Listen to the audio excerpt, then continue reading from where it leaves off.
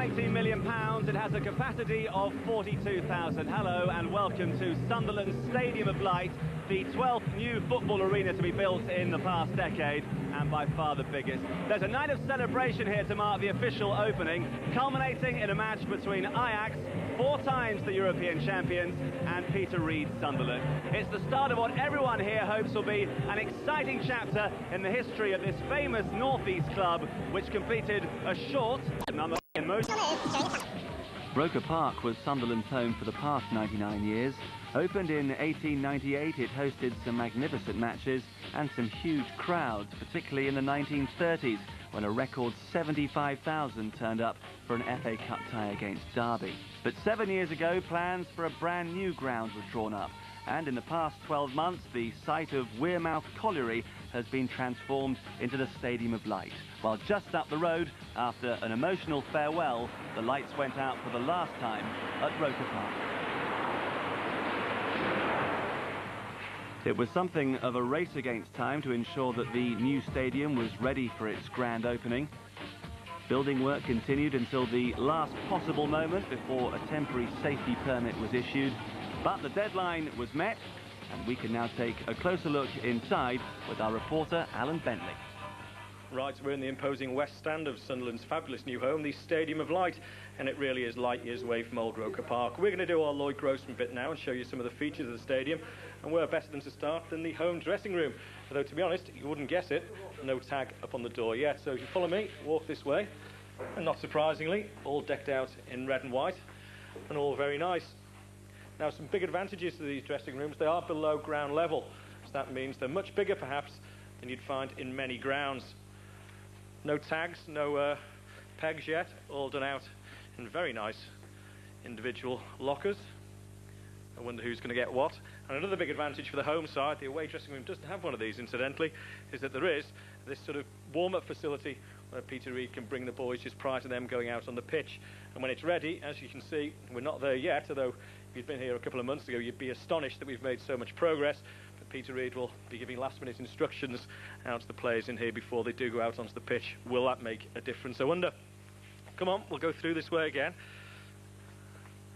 All very nice, red and white as we said, and all very high-tech, all very light and airy. We'll go now through to the shower facilities. On our right we have a very nice shower room. No plunge baths incidentally in the modern stadium. And this tiling was only just completed a couple of hours ago. It really has been a race against time. And then through here we now have 4 individual baths, no plunge bath as I say, and the away dressing room very much a mirror image, this time done out in blue.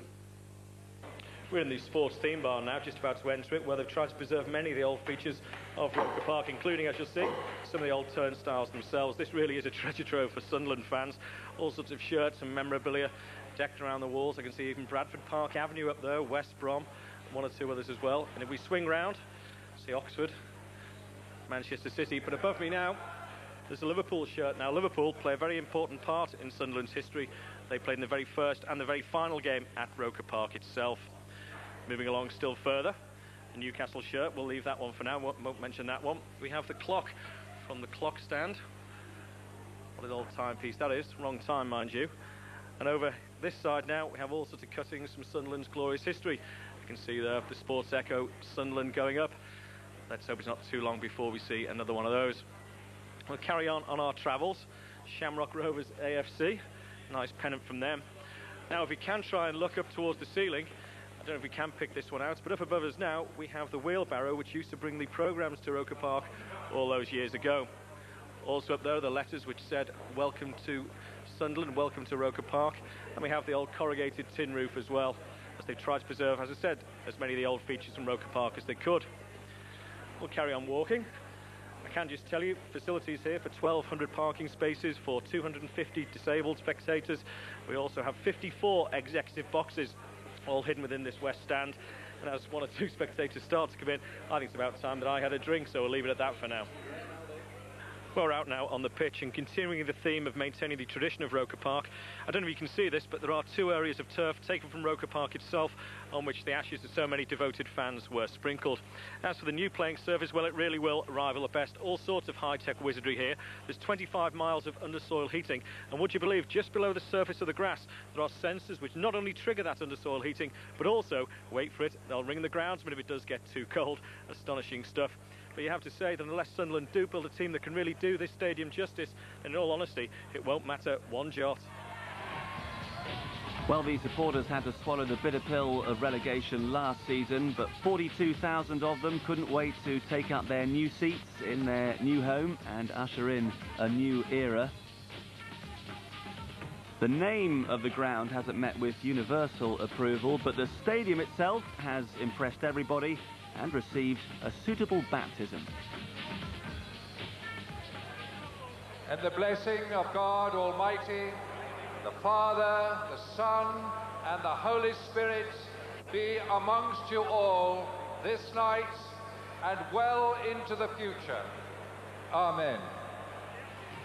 The man who's masterminded the development of the new stadium is Sunderland's chairman, Bob Murray. Well, it's been a long, hard slog, Bob, but you're finally here. Yeah, 7 years it's taken, exactly. But we're here, and we're here in style. Brilliant. Was there any moments of doubt in your mind? No, it's been hard to do it. It's not the easiest job in the world. You know, maybe the planning laws could be a bit more helpful to big city clubs, I think, that need a bit of help now and then in doing it.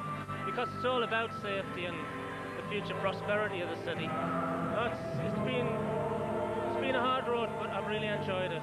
Is it fair to say the memory of Roker Park will never go away, though? The memory, Roker Park's had 100 years. The first 50 were pretty good. The last 50 weren't so sparkling. So really, we're trying to emulate the first 50 years of Roker Park here. And we really want the stadium to be a platform, a stage for the club. And we must get back in the Premier League. The Premier League's the only place to be. And when we get there this time with this stage, surely we'll not go down again. Promotion may be the overriding ambition come the new season, but for the moment at least there's no pressure, simply a chance to celebrate. And there was no shortage on the entertainment front. A number of artists on view.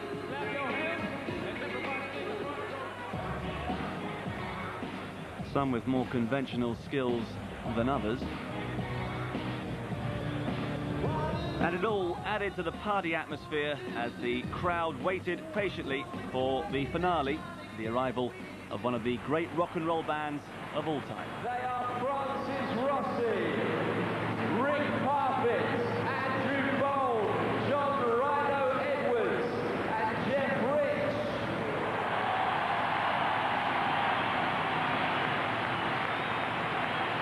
Sunderland status quo! Rick Parfitt performing for the first time since his heart bypass operation. He was in good voice, so too the supporters, and likewise our commentators for the match itself, Alan Brazil, and first of all, Rob Hawthorne. Well, the ground has been blessed, status quo have performed, but now the crowd hushed in anticipation of the arrival of the two teams. And here they come into a cauldron of an atmosphere led by referee Jeff Winter.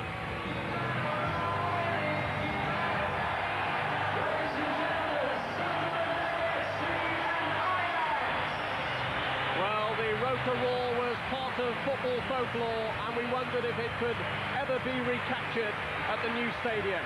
But the early indications are that the Sunderland Stadium of Lights is going to be just as much of a hotbed. The price of progress that Sunderland had to leave their old home, but they've moved to more modern accommodation, and the ground is absolutely packed out. You may say that pre-season friendlies are meaningless, but no question that every Sunderland devotee wanted to be here as part of this big occasion. Over 40,000, the game a complete sellout, and bathed in late July sunshine as the crowd here settle down to enjoy the atmosphere and hopefully a game to mark the occasion. And we'll have the match for you. It comes up after this short break.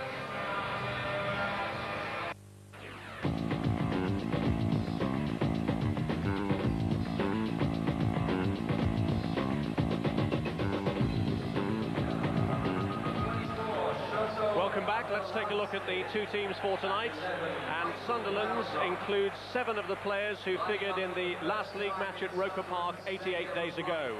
Andy Melville and Martin Scott, who suffered injuries at the end of last season, are 2 of the exceptions.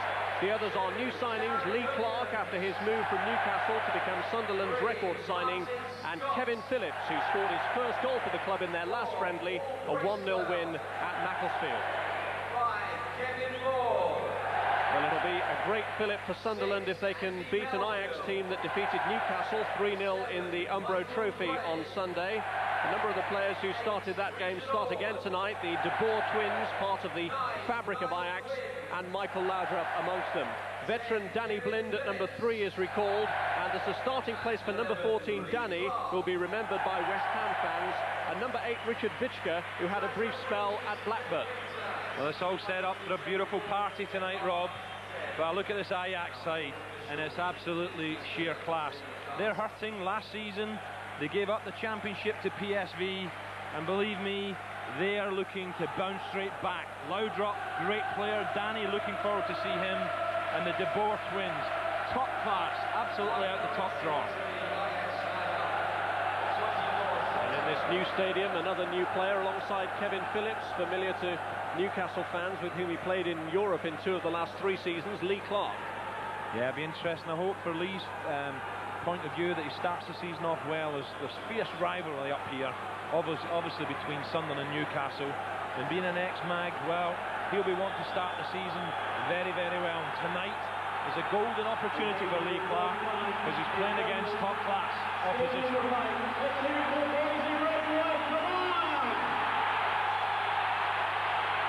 Well, the noise here is absolutely phenomenal. Players can score directly from the kick-off this season. I wonder if either Kevin Phillips or Niall Quinn will be tempted to have a go just to christen the new stadium in spectacular fashion. Doesn't look that way from their body language. Right, Niall could head the ball that far, but not kick it that far. And Sunderland's Stadium of Light is officially opened with the first match here kicking off. It's Sunderland's 7th home, and they hope that there'll be light at the end of this season with a return to the Premiership after the darkness of relegation at the end of the last campaign. I think the Ajax players, Rob, this is no friendly. You can't play a friendly with 42,000 people screaming. Desperate for early success here at the Stadium of Light. Here's Michael Laudrup, and this is Danny, the former West Ham player. Danny Blind. And the distinctive figure on the right-hand side of defence, Mario Melchiot. You mentioned Danny Blind earlier. I can't believe he's still playing, Rob. I used to play against him in the Amsterdam tournament. What has he done right that I done wrong? Must be a veteran then if you still played against him. And he's an excellent player, kept in good shape, good sweeper.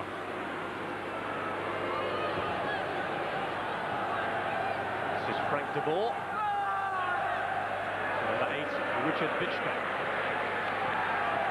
This is Michael Laudrup, who's had a bit of an injury problem in his time in England. There was a slight doubt for tonight's game, but he was looking there for Babangida, who's going to be a particular threat to Sunderland on the right-hand side, a real pacey winger.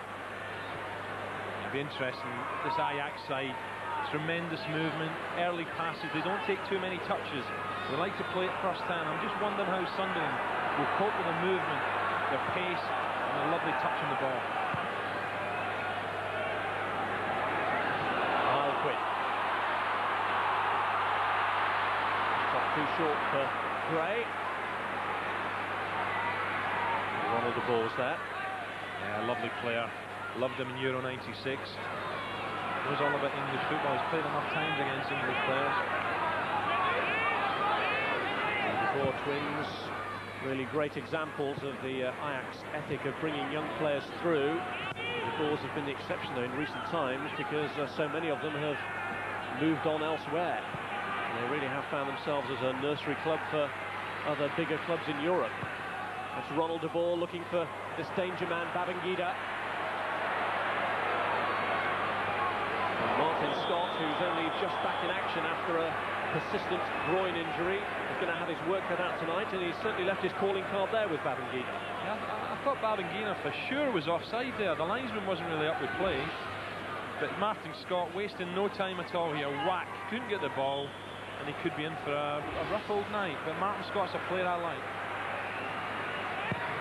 It's Danny's free kick, and it's well claimed by Lionel Perez, who's facing a challenge to his status as Sunderland's #1 goalkeeper from a Dutchman this season. Edwin Zottebaer on the bench. Yeah, it's a deep cross to the far post, but Perez has a good eye, and that's a good early catch. Who's the goalkeeper, newly blonded for the forthcoming campaign.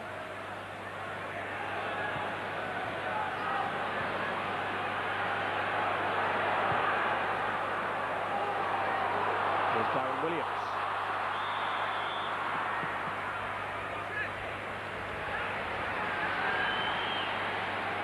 Certainly will be a tremendous start even before the season has begun in earnest if Sunderland can beat an Ajax team who destroyed Newcastle in the final 13 minutes of the Umbro International third-place playoff. This is Phillips. Williams looking for the aerial power of Quinn. The goalkeeper couldn't get it, and it's turned in by Kevin Ball. What a start for the captain. No, it's not going to count. He thought he got the first goal at the new stadium, only to see Jeff Winter chalk it off. Well, I thought the referee was allowing that. I think he maybe just changed his mind. He'll correct us later, but it's a lovely high looping ball, and who's there? Quinn. Out comes the keeper. Well, I think the keeper's dropped that, and I thought that was a goal. I just wonder if the referee, Jeff Winter, has changed his mind here. Quinn towers above the defender. The keeper certainly drops it. Ball's on hand. He thought he'd scored the first one.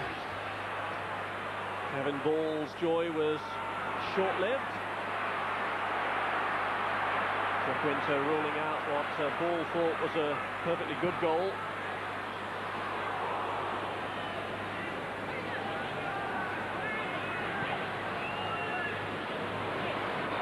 Well, left by Sebon for Babangida. This is Danny. Excellent work from Danny. Superb run. Well, I just wonder, Rob, did he try the chip there? Superb play there from the Portuguese star, Danny. Lovely, nimble footwork. And in the end, it looked as if he tried to chip Perez, but I'm not so sure. I think he tried. He just couldn't get his foot round it.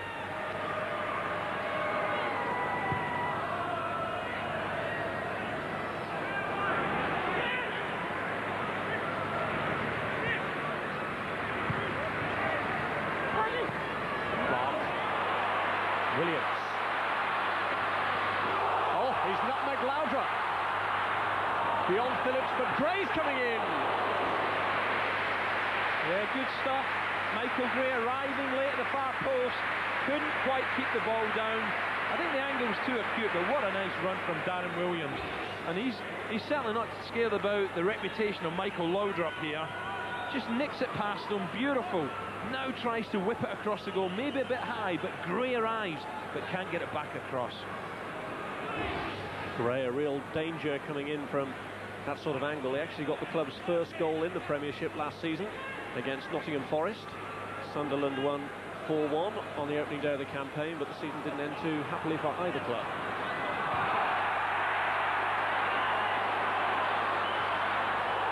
This is Kevin Ball, Quinn in the box, and he just couldn't get the touch it needed.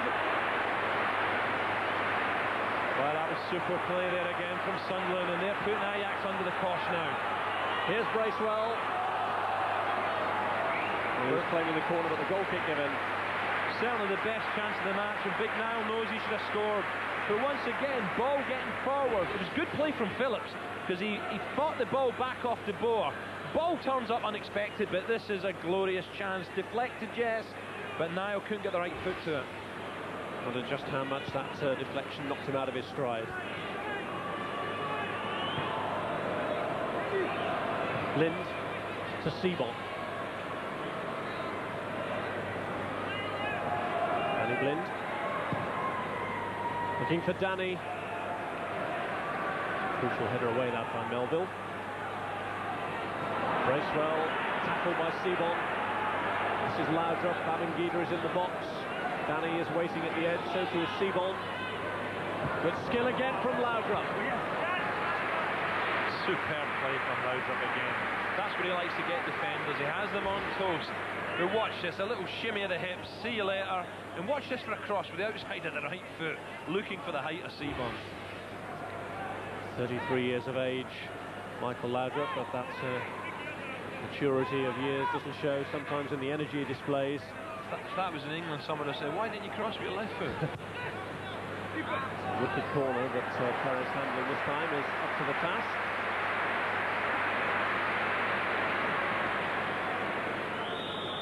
So don't forget, the Scottish football season kicks into life this weekend. It's live on Sky Sports 1 with Celtic's opening game against Hibernian on Sunday at 12 noon from Sky Sports 1. Now the referee has penalised Lionel Perez for holding onto the ball for too long. Now there's this instruction to referees this season where the goalkeeper isn't supposed to hold on to it for longer than around 6 seconds, and Jeff Winter has punished Perez for disobeying that instruction.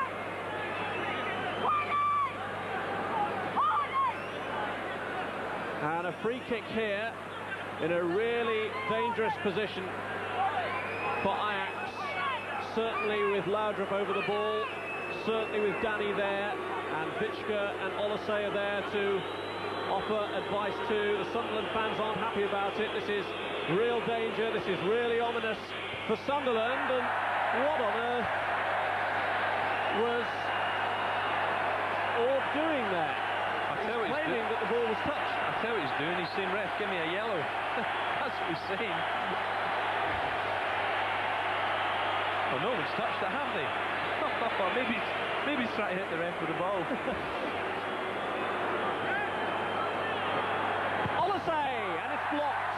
Babangida, and that one's blocked too by Kevin Phillips. Here's Sebon, still the danger not over, but they have won a corner. Controversy then in the pre-season friendly, and I think it's because it's a friendly that Richard Orr didn't go into the book for his actions. Oh, I'm pretty certain, Rob.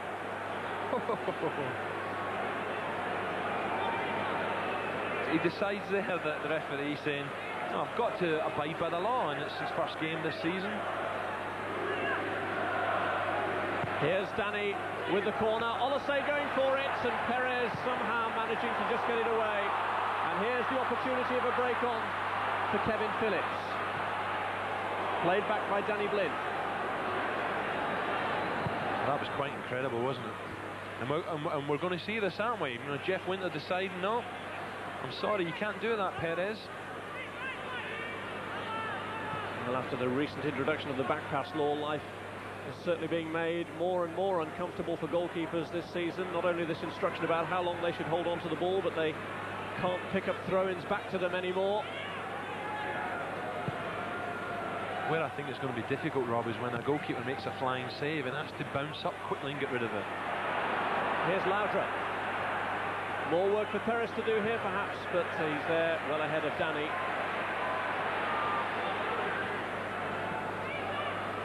Bracewell.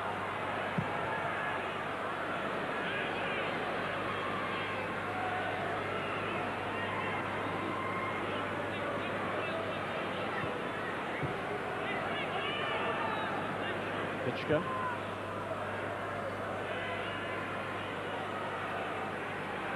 Danny Blind. And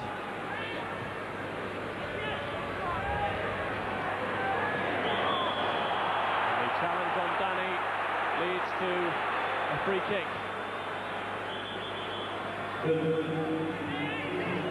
Danny having a little smile there, but I don't know, I thought it was a bit of a challenge. I thought he got the ball first.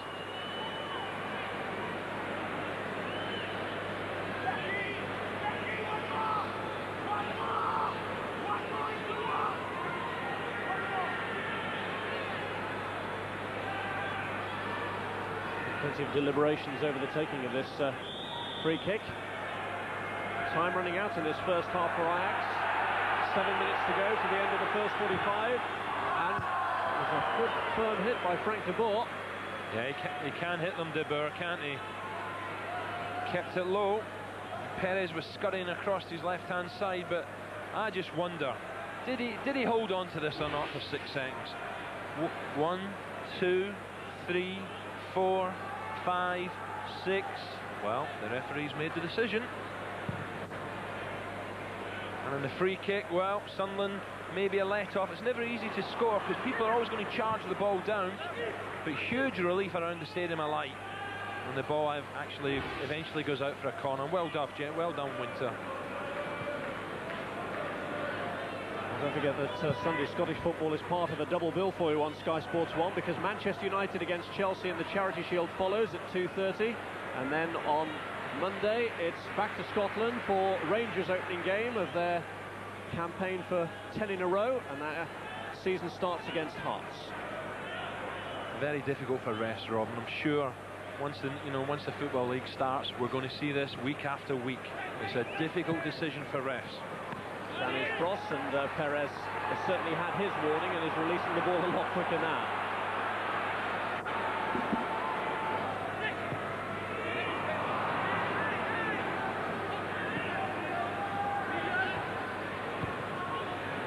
Abangida looking to make the breakthrough for Ajax, and Sebon almost given an opportunity. Laudrup is, and it's just wide. Yeah, Michael Laudrup, golden opportunity. Tried to be maybe a touch too clever on the right foot, could have blasted it. Ball given away here. Laudrup can't believe his luck.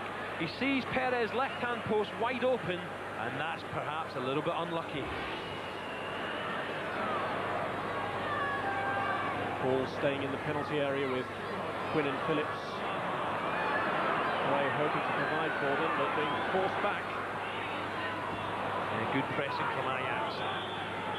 And there goes the half-time whistle, so no score, even though Kevin Ball thought that he'd got the first goal at the Sunderland new Stadium of Light. He did have the ball in the back of the net just 5 minutes into the game, but Quinn's challenge here was judged illegal, and Ball's joy, having delivered the ball into the back of the net, was short-lived as Jeff Winter ruled it out. Niall Quinn did almost open the scoring, but the deflection completely deceived him. And then Michael Laudrup had an opportunity for Ajax right near the end of the first half, and that was just off the mark. So at half-time, Sunderland 0, Ajax 0, and the second half coming up after the break.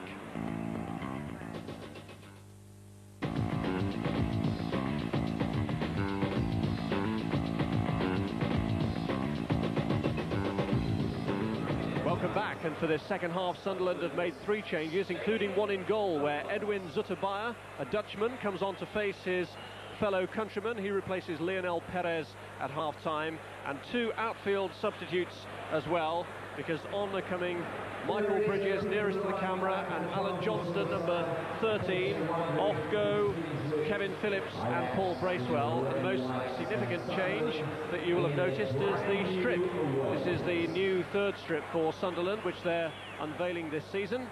And Ajax have also changed their outfits in their more traditionally recognisable red and white. So off we go with the second half. No score at half-time, and no changes made in personnel by the Ajax coach, the Dane Morten Olsen. Referee Jeff Winter at the centre of much of the controversy in the first half. We'll get the second underway.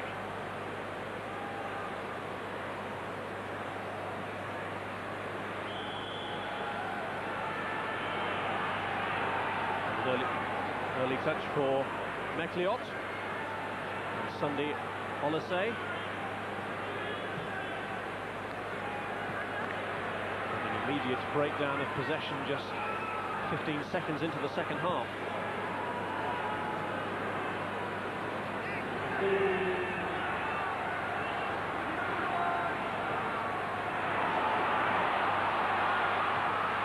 Bridges, the new man, looking for this ball from Quinn, and Gray coming in to follow it up.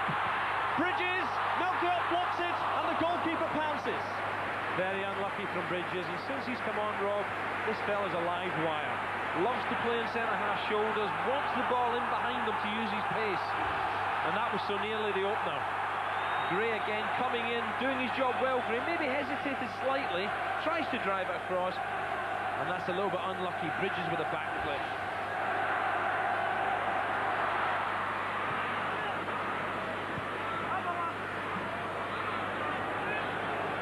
Here's Babangida. Now Danny, who's cropped up in space. And it hits Aaron Williams and goes behind for a corner. The more I see this guy, Rob, the more I like. Holds his head. I thought he was going to go for a little chip, but deciding, no, I'm going to whack this.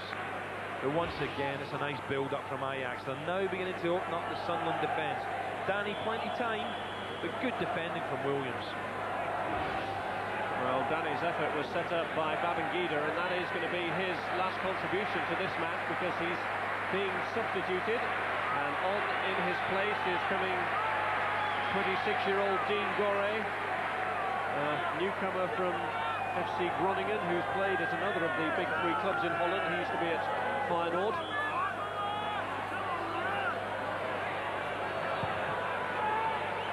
Vitschke. The offside flag is up, although Jeff Winter hasn't seen it yet. The assistant has kept the flag raised, and Jeff Winter, having noticed it now, draws play back. Well, it was a substitution against Newcastle that turned things around and started the goal flow for Ajax at the weekend. I wonder if the new man Gore can provide a source of inspiration.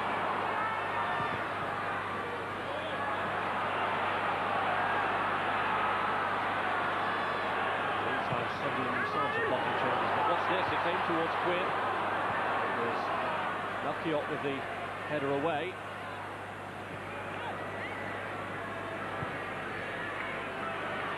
Number 11, Laudrup. Danny pushing up ahead. He's starting to turn up in dangerous positions. Oh, and Sunderland almost found that out to their cost. Just wide. Yeah, wonderful again. And this kid's having a stormer. Yeah, he's had 2 chances in almost 2 minutes. Could have been 2-0. But watch this pass from Laudrup again.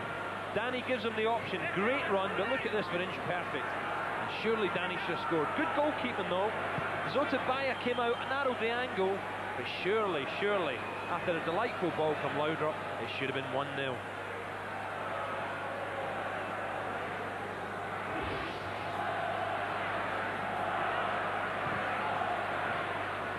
Sunderland now have got to somehow get forward, even if it means a few long balls. They've got to get Ajax on the back foot.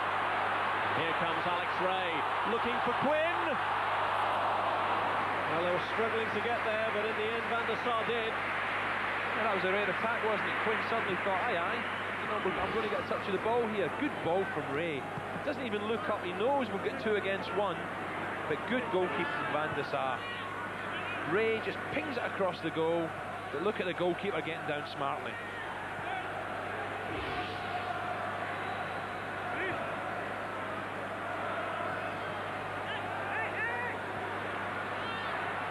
Here's Ray again. I think he's a good player, Rob. Alex Ray.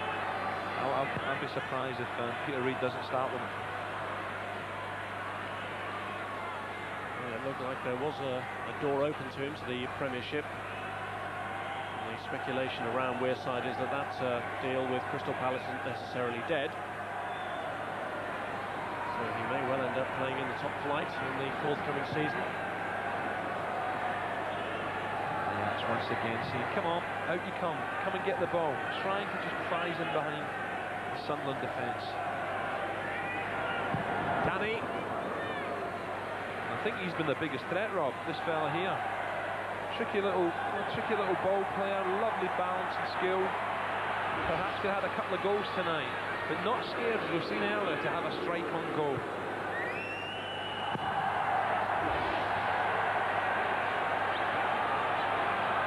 Here's Lee Clark. Quinn. Setting Bridges off on the chase. Before tidying up. Lind. Good applause from the crowd here. I think they acknowledge the Dutch skill factor, how accomplished they are on the ball. I was watching them early on, Rob, before the game started, keeping the ball up the circle. They've never dropped it once. Great skill factor. More Johnson on his arrival decided he was going to keep up the traditions. Ajax is good quality football, and even though to an extent they've had the heart ripped out of the team again, with Overmars going to Arsenal and Kluivert and Bogar going to Milan, they've brought in some good newcomers. Possibility of a real break on here. This is Alan Johnston. Clark taking over. Williams, Clark, Quinn, and a real opening here for Johnston, and well blocked by Blind. Yeah, great defending.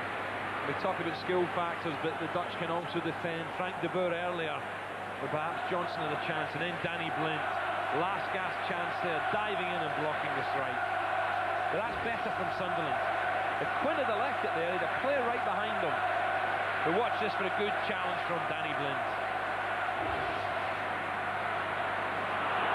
Johnston, number 12, Michael Bridges. Quinn on his own in the box. Clark was racing in to get there. Bridges has Williams outside him, but he's looking for Niall Quinn! Good save by the goalkeeper to tip it away. Yeah, he's just tried to look it over the keeper, Van der Sar, and he's disgusted with his defenders, but Niall Quinn was crying out for it. Give me it, I'm on the far post. And he just tries to lob it over the keeper. Beautifully flighted ball. Quinn gets to the back. Alex raised the man just after the keeper. Very unlucky. These Sunderland players absolutely desperate to respond to the thirst that they can feel from the crowd for a goal, and a goal in the home side's favour. Well, there's another chance for Quinn now, because this is a free kick in a dangerous area. All he's praying for is a good quality delivery, saying, oh, I nearly opened the score in there. The Van der Sar is a big goalkeeper, and now Quinn tried the looping header, but here's another chance. Free kick taken by Clark. Skimming harmlessly away from Melville. And Scottish League football coming up for you this weekend on Sky Sports 1 as Celtic begin their campaign against Hibernian. That's on Sunday at 12 noon, followed by the Charity Shield from Wembley. Manchester United, the league winners, against FA Cup winners Chelsea. That's from 2:30. And then on Monday, Rangers begin their campaign for 10 league championships in a row against Hearts. That's Monday, 7:30 on Sky Sports 1.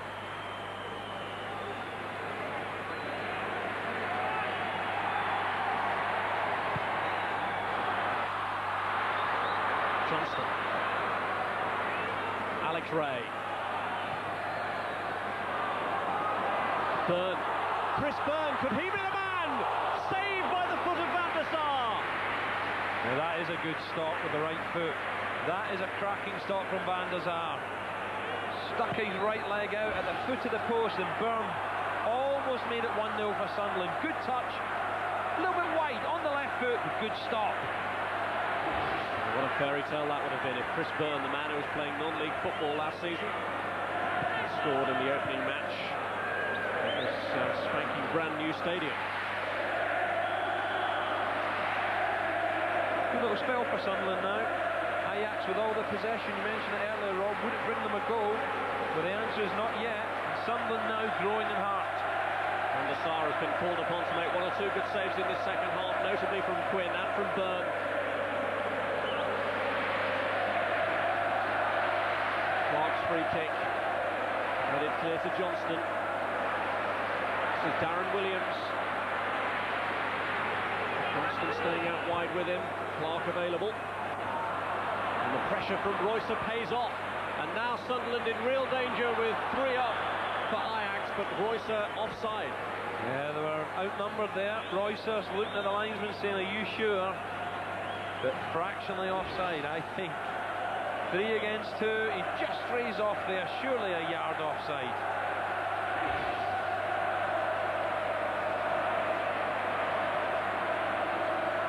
Bridges, Clark. Ajax were pushing up, Byrne was pushing forward. Van der Sar very cool in dealing with those back passes.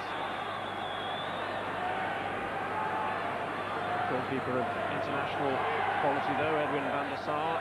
6 years now he's been at Ajax. Yeah, he's a little bit unhappy defensive as Byrne found himself all alone on the far left. Very unlucky. Ray. Johnston. Good spirit from Sunderland, Rob. They're under the cosh for many periods of the game, but now suddenly saying, hey, come on boys, we can win this. It's a good workout as well, because Ajax have made them work with the possession. Sunderland have dug in hard. They've got a pre-season friendly against Carlisle to come before their opening league fixture live on Sky against Sheffield United at Bramall Lane. And talk that there may still be more signings to come. Jody Craddock signed today. There's been a lot of talk about Peter Reid being interested in Paolo Di Canio. This is Laudrup. Can he go all the way? Michael Laudrup! Well, not enough on the finish and wide of the mark anyway. Tell you what, that was almost, I think, a touch of genius. Laudrup there, instead thinking about blasting the ball, comes right across Melville here in Ord. Look, and then he just suddenly decides to dink it to the near post, the far post, I should say. And had that gone in, that would have been sheer quality. Many players might have just blasted out with the right foot. He realised he was at an angle and tried to just steer it to the far post.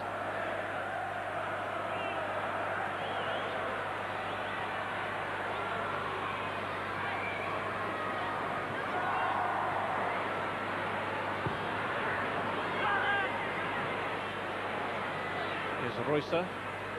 Now Blind has come forward from the back, and here's another opening for Laudrup, taking on Williams, wide of him, wide of the goal with a shot. Well, I must admit, Rob, I was expecting to see the old net bulge there, because Laudrup's got a lovely little shimmy of his hip. His brother Brian at Rangers the same, and Blind picks him out lovely. Maybe the first touch is not great on his left foot, but suddenly throws a little dummy, bang, goes for power, and off target at the near post.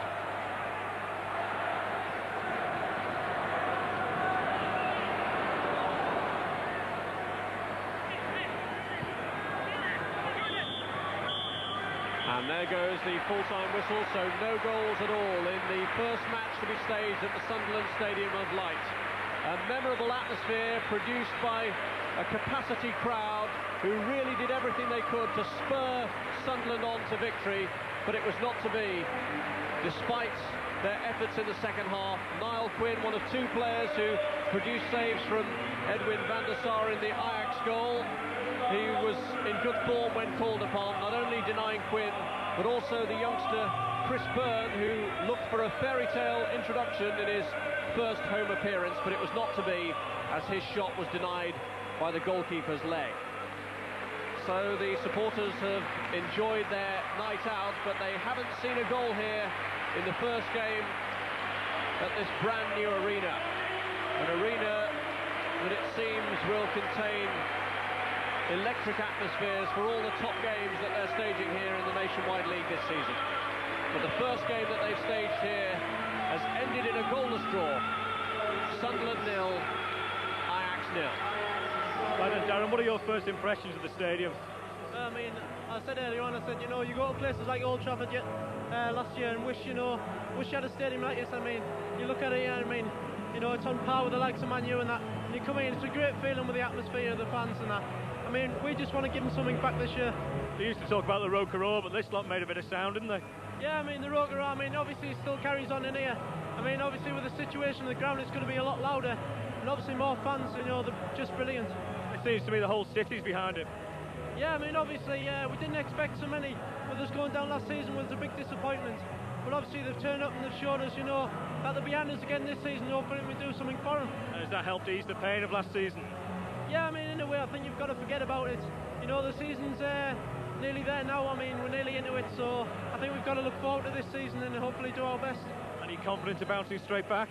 Yeah, I mean, we're confident, you know, I mean, we've been training hard in pre-season. You know, we've got a game left now and against Carlisle, which, you know, is one off the Sheffield United game, and hopefully, you know, we can get up there and, you know, do our best. Well, it's all gone quiet, Darren, which is just as well, because we can now give you the Man of the Match award. Alan Brazil gave you that. Brilliant. Cheers, Alan. Well, I thought it was a fabulous atmosphere, and what pleased me is to see so many kids here. I mean, it was a real family atmosphere, and to be fair, I'm glad we had a team like Ajax to grace it, because they're I didn't half enjoy watching them. In some respects, are you glad to have got this one out of the way? Well, it's a dress rehearsal like for the start of the league, but I think it was a nice occasion. You know, there was a lot of people dancing when Status Quo was on, there was pop groups on. I just thought the whole atmosphere in general was really warm, and I certainly enjoyed it. Now, there's still work going on. I believe you've got 3 officers. Have you found any of them yet? Who's been telling you all my secrets? Right, well, it's that big. I think I can't find my way around. I mean, I watched the game in the director's box. It took me half an hour to get down to the pitch. But I think we're lying out them problems, and I think I'll be able to find my officers. From a footballing point of view, what did you make of it? Well, you're talking about one of the best teams in Europe. I mean, the movement and the passion. They weren't bad either, were they? Not bad, you should have been on tonight, all right. Their movements and passing was a real joy to watch, and it was a great fitness game to my players. And to be fair, I think we'll have learned something today. I mean, that's a high level, that, and I certainly enjoyed the game. So not quite the result that Sunderland were hoping for, creditable enough nonetheless, and there can be few complaints about the new surroundings. 42,000 people will vouch for that after a wonderful night of entertainment. Roker Park will never be forgotten, but the Stadium of Light is up and running. The plan now is to ensure that it's the home of a Premiership team this time next year. We shall see. Sunderland begin their nationwide league campaign at Sheffield United at the end of next week. Coming up this weekend, though, the start of the Scottish League season, and we have live coverage of Hibernian against Celtic from Easter Road. That's on Sky Sports 1 at 12 o'clock. And then at 2:30 from Wembley, the Charity Shield, Manchester United against Chelsea, exclusively live, also on Sky Sports 1. And on Monday at 7:30, it's Rangers against Hearts from Ibrox, also on Sky Sports 1. But for now, from the Stadium of Light on Wearside, it's goodbye.